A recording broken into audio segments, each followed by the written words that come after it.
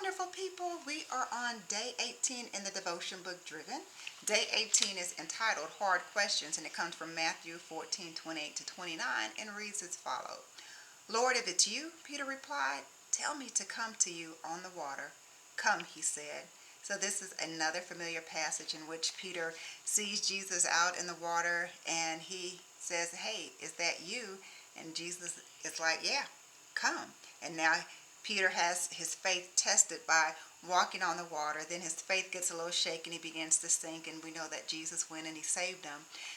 But what I glean from this, is that there's some situations that we might find ourselves in, and we know we need to seek God's guidance, but we might be reluctant to ask him questions. We might be reluctant to take the situation in prayer because we kind of already know what the answer might be. We see this a lot if we're in a relationship with somebody, and we know that that person is not, right. We know that the relationship is not right, and that if we ask God, that God might say it's time to sever the tie with that person, or it might, be, an issue of your job. Oftentimes when we have some type of attachment to something and we're no longer at peace with it, we might find it difficult to ask some of those questions like, Lord, what should I do? Is this the right situation for me, the right person, the right job?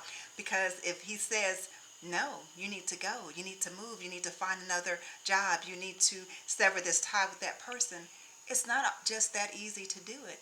But we have to remember that if we have faith to do what God says to do, no matter how shaky things might get, no matter if we start to sink and start to feel like we're about to lose our mind, Jesus is right there to put his hand out for us too, just the same as he was for Peter. All right, I look forward to listening or reading your takeaways rather, so just drop them in the comments section. Thanks, and I'll see you tomorrow.